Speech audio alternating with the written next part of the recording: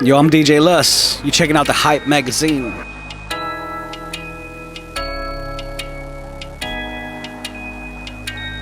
We had amplified the 2019 Pan-African Film and Arts Festival.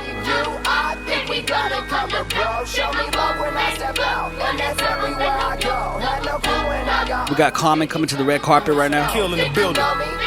OBE.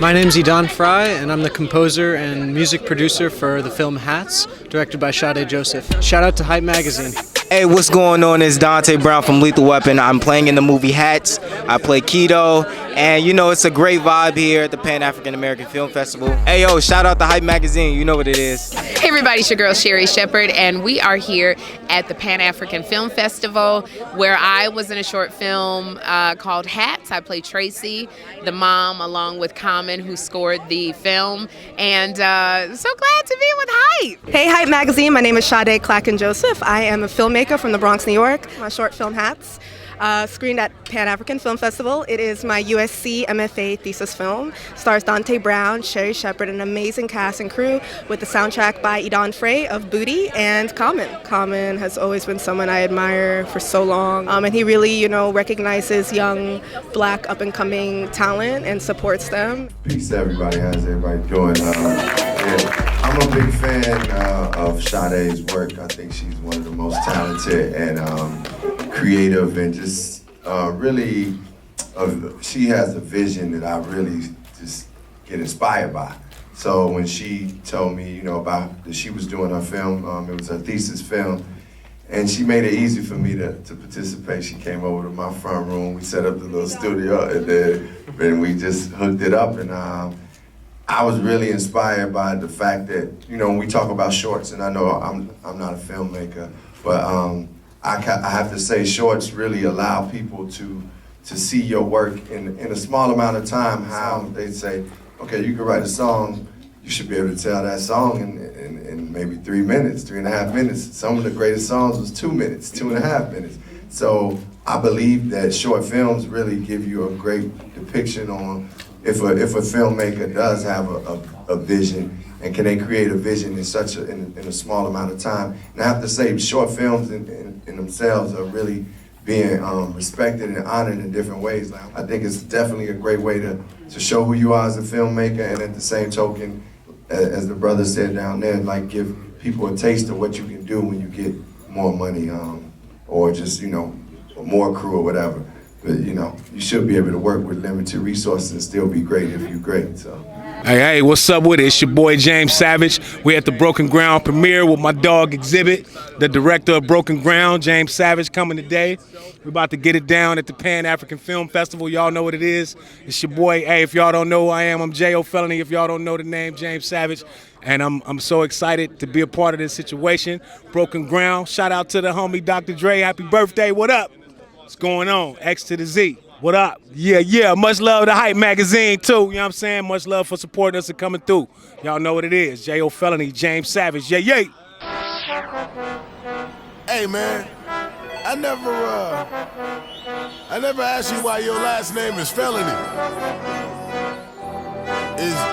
Is there anything we should be worried about? Come on. I was asshole naked when the police kicked down my door.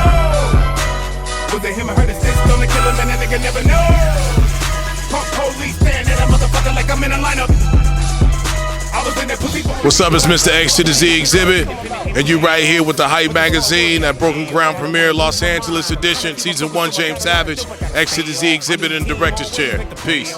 Yo, what's going on? It's your man King Crooked, and right now you're tuned in to the Hype Magazine. You already know what it is. Eastside Long Beach hip hop culture for life. Off Kane or the X or the money made a takeoff. Bitch, look for me to a killer, blew the case off. You a brother, blew his motherfucking face off. My God, my killers always set the place off. I don't know why the fuck they wanna set the ace off. What's up? This is the legendary DJ Battle Carry here live, and not Hollywood, but we hood with it. We in the jungles right now. That's Cinemark, celebrating Jayo Felony, Open Bar Entertainment. The Savage is doing this thing, So I'm just here with my comrades, and it's the it's a beautiful thing, man, to support this in LA, and that's what we do.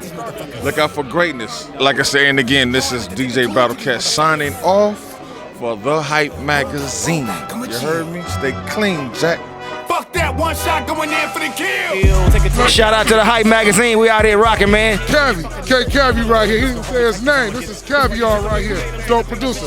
I'm DJ Silk, Aftermath representative. We the first two dudes that did hit records for that cat, James Savage. And that's really what it is. Standing next to legendary producers right here. This is Capiliano. You already know these two dudes right here. You better take hats off. And I ain't got one, but I will take one off when I get one. You dig?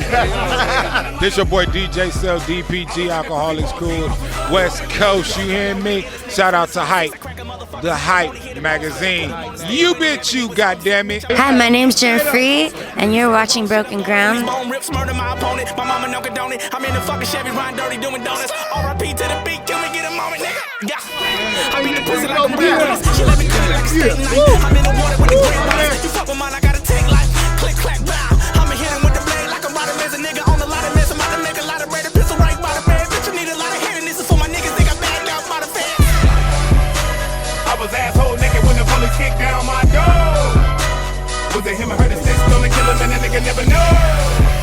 Punk police stand at a motherfucker like I'm in a lot of you guys know Jayo Felony. He really came a long way, but then, you know, we heard his music, we saw him on Def Jam, but then we never heard from him again. And then when we started working on this project together, it was like, okay, let's take what happened in your real life, put some storytelling behind it, put some documentary footage behind it, and what this is based in is music. And we understand what it is, and nobody can tell our stories the way we do. So this is the way we put it together. I enjoy putting it together with all the people that worked on it, and I can't wait for you guys to enjoy it, man. So check this out, y'all. Broken Ground Season 1, James Savage.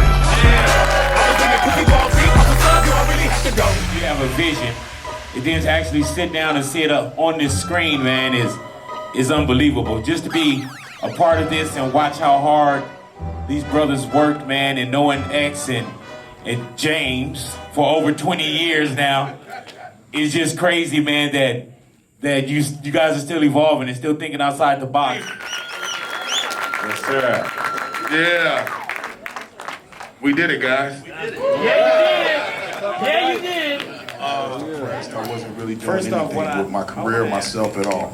And for some reason, James called me out the blue and said, "Hey, cuz, man, I need some help with my shit." I didn't, and at the time, so did I. You know what I'm saying? And so I was like, you know, I don't know what you expect from me, but let's get in the studio, and we started working. Once we finished the album, I was like, nobody's gonna listen to this shit. And why is that? Because it's like just the way that the turnover is in music, and the way that people receive their music, and the attention span of music is just so different now. But we love it. This is what we do. And so I had to incorporate how people ingest their entertainment now. And so that's how I was like, okay, people watch their music now.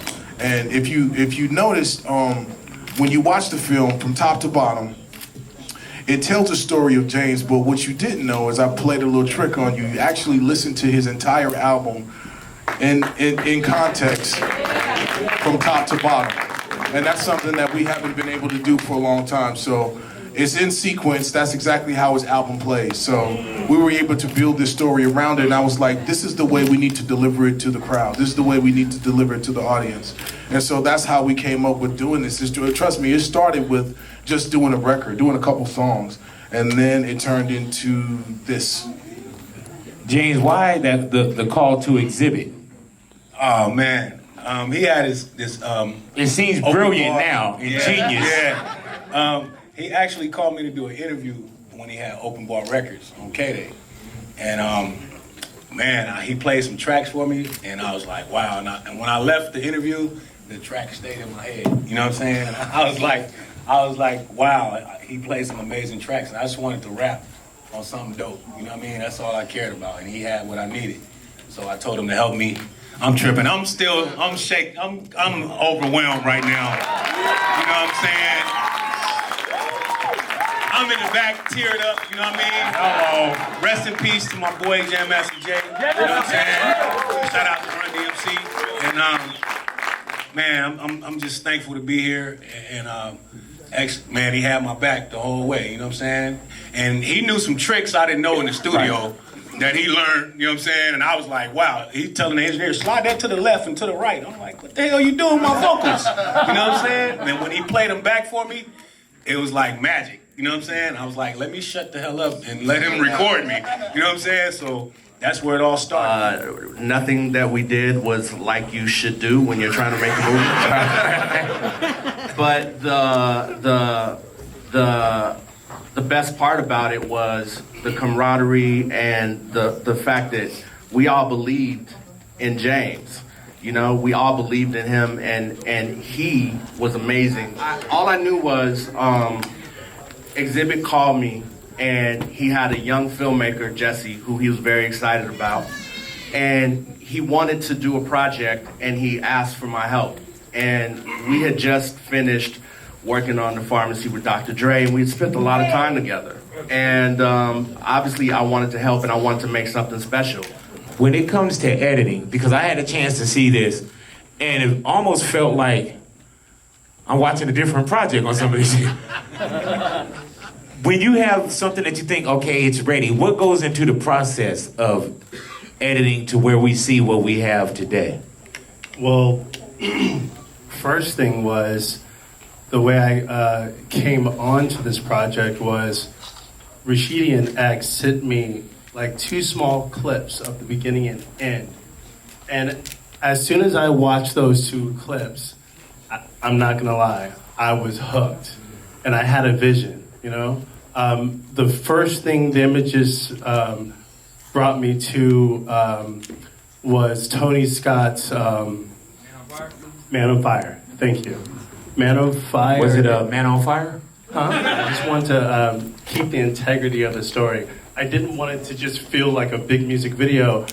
I wanted you to really feel the scenes. Like when you saw those scenes, you wanted to really feel for him.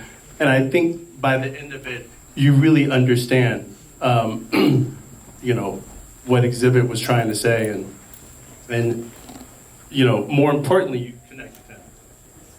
You connect with James, you know. Jesse, how was it just from the beginning, working with X, knowing what the project was, and having the belief in it? You know what I'm saying? Because when I think of James Savage as well, Jayo Felony, I'm like, man, he was acting his ass off. You know what I'm saying? Like, and I'm looking at continuity, and I'm probably looking at it a little different. But coming on board from either the beginning, what made you get attached to the project as well? Well, I worked with X on the Bishop Lamont music video about 2014, so I knew exactly what I was getting myself into. Dream crusher. Every dream was crushed on this project. Right. But yeah, X called me at 6 in the morning one day and just 2 sentences, I want to make a movie, can you help me? And I was like, yeah, I knew how he operated. And every single day was on set was like pressing the reset button. Because we didn't have a script, there was no script supervisor, there was never a shot list. Like, it was just every single day we just created from scratch, which I thought was pretty fun because we kind of had to trust the camaraderie between each other. And like, if Xzibit's back was turned, he would have to know that I had it held down and vice versa. And I was actually up there teared up, so I had to like kind of hide it from DJ Minus, and then kept looking at me like, is this nigga crying? No, but I'm like, man, I'm so emotional right now because, you know, seeing what I've been through and going through all this stuff, man, and like I said, seeing Jam Master Jay up there, it's kind of emotional every time that I see that. You know what I mean? Because he was a good friend, and I was, that's who put me in the game. You know what I'm saying? And I was just, overwhelmed by that, just seeing everything come together. And man, like I said, man, I actually went to jail after we was finished blowing the car up. Like the next day, I had to go turn myself in for the deal that I worked out with the judge. You know what I mean? And I was a man about it. X came and took me to breakfast that next day, picked me up in a Ferrari, like, nigga, this your last ride. You know what I'm saying? Drop you off in style, huh? Yeah, man, he took me out to eat breakfast, man. I smoked my last wiggity, man, and it was over, man. We had to write the story around the sequence of the album. And so I had to explain to my fellow filmmakers about what I envisioned on how to connect the dots. The music existed already, but the story didn't. And so we had to figure out a way to take real life documentary footage of Jayo and figure out how to kill Jayo Felony. That was the whole reason and whole plot behind the film. Jayo Felony was the direct cause of James Savage not being able to put out new projects and be able to be heard. So it was our mission throughout this journey. He was looking for himself. He was that whole image, you know what I mean? Like, I was feeding into that image a whole lot, you know what I mean? As far as the negative side of it, you know what I'm saying? And I do want to show the young cats that you can be successful and put all that behind you and move forward. You know, even throughout all the past or whatever happened, I believed in myself, put God first, and that's what was important to me, you know what I'm saying? And no matter what I went through, I kept praying, no matter what, you know what I'm saying? And I knew, you know, from just my mom and my grandparents and just, you know, people in general around me just growing up, I just knew, just keep praying, no matter what, believe in yourself, and everything gonna work out at the end of the day. What you don't know about this is that when we first started, James didn't have a vehicle. James didn't have any way to get to the studio, and he lives in San Diego. And he would take the train every day to the studio, and he would come there, and he would be there on the daily. And this is not an easy commute. And then I saw the transition of him starting to believe it. When we first started making the records, he was like, I don't know, nigga. You know what I'm saying? Like, I don't know. You know, and then it started to be like, okay, I get it, I see it. And then to see him blossom and to start believing in himself, I knew that we had something special. Like, he would start the confidence, I could see the confidence building in him. And that's what made me want to invest into it more. We could have easily walked away from this at certain points because it was very difficult to achieve. But once we got to the finish line, it was well worth it, man. Congratulations for sure. Congratulations to you guys.